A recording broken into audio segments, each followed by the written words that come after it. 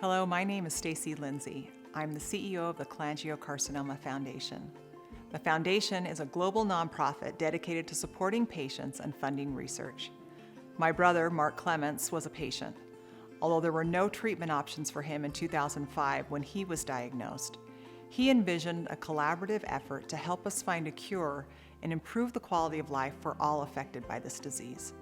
My sister, Kelly Clements-Giles, will tell you more. My brother was Mark Clements, who died 15 years ago from cholangiocarcinoma. And at that time, there was really no information, there was nothing. We were just searching for anyone we could find who knew anything about cholangiocarcinoma. And it was very, very frustrating. And so at that time, my sister Stacy and my dad and Mark talked about that they needed to make sure that nobody had to go through what we went through, that they would be able to start a foundation that could help people with this incurable cancer.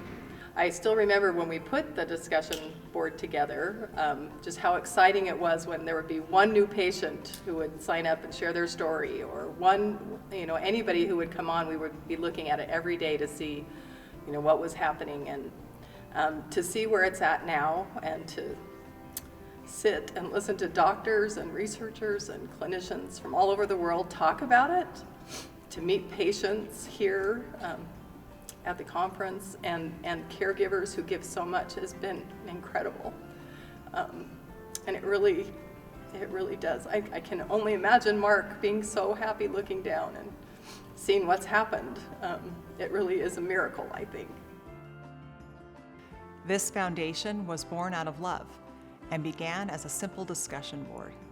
Today, the foundation has expanded to support patient education, advocacy, and awareness, and to fund basic translational and clinical research.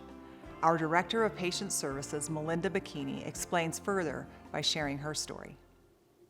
I was diagnosed with cholangiocarcinoma December 1st, 2009. I happened to stumble upon a clinical trial at the National Institute of Health, the National Cancer Institute, and I remember reading it, and it had the initial chemo to wipe out your immune system, but it was only a week of chemo, and I knew that I could do a week, but then it was your immune system doing the work, trying to fight the cancer. And so I looked at my husband, and I'm like, I think I want to try this. I was the 9th person to enter into the trial, the first with cholangiocarcinoma, and I was the first to actually have a response. I had tumors all over both lungs, and I couldn't hardly walk more than 10 steps without losing my breath. People would give me a hug and I'd go into a coughing fit. I coughed all the time. And within a couple weeks after that first treatment, my cough went away. I could start walking further and further, and I knew it was working. The doctors were like, well, we got to be sure, we want to do scans and keep looking. But I felt pretty confident that it was working, and I had a really good quality of life because there was no other treatment other than that initial treatment. And then 6 months they stayed stable, and then the next 6 months they started to grow again. But in that 18-month time frame, the research scientists who were studying my T cells discovered that one of my T cells was reactive to one of the mutations in my cancer, and so they wanted to retreat me again with that same treatment. So they gave me 3 times as many T cells as the first time, that specific mutation, and I had an even bigger response the second time. So within 6 months, about 50% of those tumors were shrinking drastically, and again, a great quality of life because there was no other treatment after that. I was able to start volunteering with the Cholangiocarcinoma Foundation as a patient advocate. I became a moderator on the discussion board and just helped patients and caregivers navigate their diagnosis in any way that I could. I wasn't even sure what a patient advocate was at the time, but knew that I wanted to be able to pay it forward because of the good response I had with this treatment. I was a paramedic prior to my diagnosis, and I absolutely loved my job, and I didn't think after my diagnosis I'd ever find something I love as much as I love doing that. The urgency that these patients have is so incredible, and I know that, but it's really rewarding for me to be able to let them know that I'm a 12-year survivor. And when I take these phone calls every day, and they're just newly diagnosed, and they did the same thing I did, and they Googled it, and they see the dire statistics. When they hear that I'm a 12-year survivor, I can hear them like just sigh an audible relief, because they don't need to know that what I did will work for them. They just need to know that there's a possibility. And I always tell them there's absolutely nothing special about me or why this worked. And so if it can work, if I can be here 12 years later, then there's a possibility for everyone to be here 12 years later. And I think that's the most rewarding part about my job, is to be able to provide hope to these newly diagnosed patients. We are grateful for Melinda and her dedication to this community. Here are a few more patient and caregiver stories that fuel the passion and commitment of the foundation. My wife had the disease. She had it in 2014. She survived for 4 years. While she had it, I did my best to learn about the disease, what causes it, what can be done about it, are there any trials when you run out of current treatments. But she did succumb to it. And at that point, I had been studying it, was interested in it, decided to come out to the conference that year, that February, to see what was happening. When I was here, I was looking to see if there's anything useful I could do for the foundation. Patient advocacy came up as a topic shortly after that, research advocacy. And I really caught on to the idea of trying to follow developments in the disease. Hi, I'm Phil Ballman, and I'm from Northeast Georgia, and I'm a fairly newly diagnosed cholangiocarcinoma patient. Was diagnosed in June of 2020 in the middle of the pandemic, and but I've had a real fortunate experience in that I had a resection, I have taken chemo, I have had radiation, and as of last January, there's been no evidence that I have any cancer in me. My wife was diagnosed with breast cancer 3 months before I was diagnosed with cholangiocarcinoma. She had a lumpectomy a week after I had my resection surgery, and she has been my caregiver through this whole journey. So, but she is doing very well. She had a successful surgery, and her cancer is, her oncologist has pretty much cut her loose. She's just taking a pill for the next 5 years. So that was our children is who we felt the most for, because they went from seeing, thought they had 2 healthy parents, and within 4 months' time, both of them were diagnosed with cancer. Hi, I'm Greg Metzler. I'm from Northbrook, Illinois, suburb of Chicago. I learned that I was carrying this wonderful disease about December of 2017. I had been treated for hepatitis C and was on a routine MRI follow-up, and I got a doctor's call who said, "Hey Greg, we see something suspicious and we think it's cholangiocarcinoma." And I said, "Oh," I didn't know what that meant at all. And by February, I was scheduled to have a resection. I had 60% of my liver removed. The original spot was deemed not a spot, but he found something else out. And so he rooted around, took 60%. Sent home, 5 days later, you're all clean, everything's wonderful. And then 6 weeks later, I had a PET scan, and it came back, we've got a couple spots. So at that point, I started GemSys, which didn't do a whole lot for me. But about the same time as I did GemSys, I came across the Cholangio Foundation, which really made all the difference. They had a symposium that fall that I went to, and ever since then, it's been my go-to source for information and inspiration, I guess is the best way to put it. These stories and many others motivate us to connect early and often with every diagnosed patient.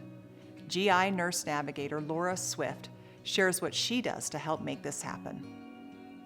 I mean, most of my patients have never heard the word cholangiocarcinoma.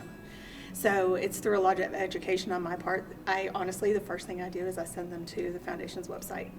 And I tell them, please don't Google. Go straight to this website. This will give you all the knowledge and information that you're looking for, and some that I don't even have yet. So that's where we start, and then I sit down with them and I take them through the process of what treatments are available, where to go from there, and things like that. When a patient is connected to the foundation, the advocacy team can assist them through every part of their treatment pathway. A specialist map to assist in finding a local provider, a free care kit, a nutrition resource, virtual support groups and webinars, and information about appropriate clinical trials and biomarker testing and why they are critical. Each person's cancer has a unique pattern of biomarkers. Some biomarkers affect how certain cancer treatments work. Biomarker testing helps patients and their doctors explore treatment options. Dr. Jasper Anderson explains more. So there are a number of different biomarkers. When people talk about biomarkers, they think that it's one, at least a lot of people think it's one thing. So there are diagnostic biomarkers, so that's important for finding the patient earlier than we do today, particularly in cholangiocarcinoma, where most patients are diagnosed very late, and when the tumor are advanced, or you have even metastatic disease, and then you cannot get resection. So that's a problem at the time, particularly when surgical resection was basically the only curable option. Now it looks a little more bright with the last few years of approved drugs. Then there are other predictive biomarkers in line of response to therapy. That could, for example, be the ctDNA I was talking about, where you can monitor either a mutation or simply the amount of cell-free DNA or tumor DNA in the blood, and see how much there is, how much they've been shedded by the tumor cells. And if it drops, then there's a response to the treatment that you're getting. It is important that each patient that finds the foundation feels supported. Support looks different to each patient depending on their individual needs. You may want a mentor who is further down the treatment pathway, someone you can talk to about the different aspects of this cancer. You may also need some emotional support, but either way, we can connect you through the CholangioConnect mentoring program. Collaboration is a core value at the Foundation. Central to supporting patients and funding research is working together as stakeholders. The only way we will find a cure for cholangiocarcinoma will be by engaging with the best partners and working together for the outcomes we all want to see. Here are a few of our partners that will share some examples. My connection to cholangiocarcinoma is interesting because I first became connected to it through my work. I studied liver diseases during my training as a physician and as a scientist, and decided that I would focus my efforts long-term on liver and biliary tract cancers. But then, unfortunately, about a year after I started my own laboratory and started researching on liver and biliary tract cancers, my mother developed jaundice. And we were subsequently to find out that she had cholangiocarcinoma. And so I see myself very much as a scientist and an advocate, because I took part in her care, the treatments she received, and really was able to experience firsthand what it was like to have a family member with cholangiocarcinoma. I got involved with the Cholangiocarcinoma Foundation 5+ years ago now, when I started running my first clinical trials in the cholangiocarcinoma space. At that time, I wasn't aware of the foundation, but I met Stacy Lindsay, the president of the organization, and I was taken from the first moment I met her with her enthusiasm and energy to change the face of how we take care of cholangiocarcinoma. And then over the last 5 years, I've been very lucky to get more and more involved in the foundation, and now in the ICRN, which is the research arm of the Cholangiocarcinoma Foundation. I first came to the cholangiocarcinoma meeting in 2016, I believe, and basically fell in love with the people, the organization, and the mission. And it very much aligned with my own personal ambitions and career ambitions and wants to do for the cholangiocarcinoma patient community. And since then, it's just been an amazing journey. Have made amazing friends, amazing contacts, amazing academic, collegial collaborations, and has really led to a lot of fun and trials and really trying to advance the science for the disease. When you want to improve patient survival and quality of life, collaborative research and innovation make a big difference. The Foundation has been instrumental in uniting medical professionals globally through the International Cholangiocarcinoma Research Network, the annual conference in Salt Lake City, Utah, and other meetings that keep us connected and focused. Dr. Milan Javle and his residents will share some ways they are working collaboratively to improve patient outcomes. I came across biliary cancers and cholangio, and I developed an interest in it because it seemed to be a unique area. Options were very limited. I talked to my seniors and asked them, can I work in cholangio? And they said, yeah, you can, but you can never make your career in that sort of thing. And I took that up as a challenge, and I felt like this was an opportunity. And it so happened that this was around the same time that the Cholangiocarcinoma Foundation was being formed. Next generation sequencing, targeted therapy became applicable in cholangiocarcinoma. So it's been a great privilege, and it's been a trajectory, and I've enjoyed being a part of the story. I've been working with the foundation for now over a decade. I remember one of the first meetings, they used to be held at the University Inn. There used to be like maybe 8 or 10 of us. Most of the attendees were really Stacy's relatives and family. There was nobody else. And from that, it has grown to become one of the premier meetings in cholangiocarcinoma. So I think cholangiocarcinoma and Cholangiocarcinoma Foundation are so closely linked. And now with the bridges they have formed all across the world, I think their reach has really expanded dramatically. And I think this disease and its development owes a great debt of gratitude to the work that CCF is doing right now. Cholangiocarcinoma, of course, is a much rarer cancer, and I think at MD Anderson we certainly see a huge amount of cases. Our volume is very high, but I've always had an interest in orphan disease, and I think what's very interesting about cholangiocarcinoma has been the concerted effort in next generation sequencing. I've also always had a very big interest in sequencing technologies, how to use them, and how to apply them. And I think because of really how rare cholangiocarcinoma is and how great the clinical need is, that fortunately we are in just a time period where application of next generation sequencing is really taking off. You know, IDH1 inhibitors, FGFR fusions.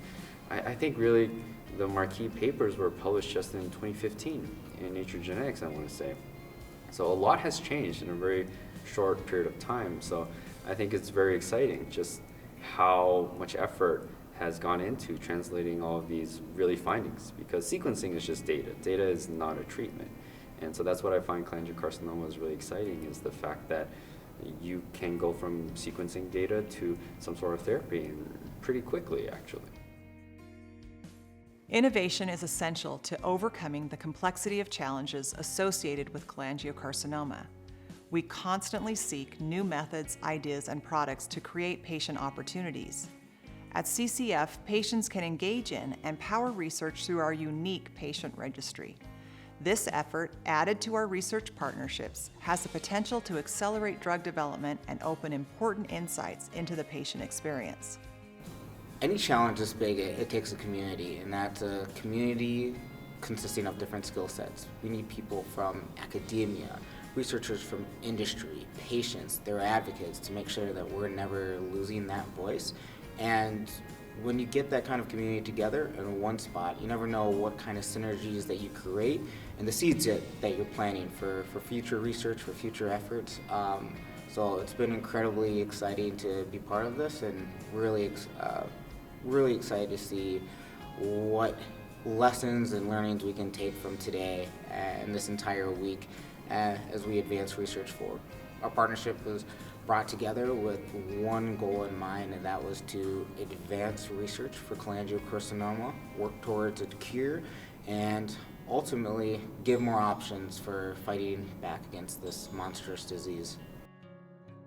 I started working with the foundation a lot in the area of helping them with building their research development capacity so that they can better help support the researchers and the clinicians with the goal of research to help find cures and treatment options for patients. About a year ago, I joined the board, which was a great privilege and honor, and I continue to work with the board and helping them, think about how to have the foundation be the best version of itself, to help support the patient community and provide them with the support and hope for them to imagine a better future.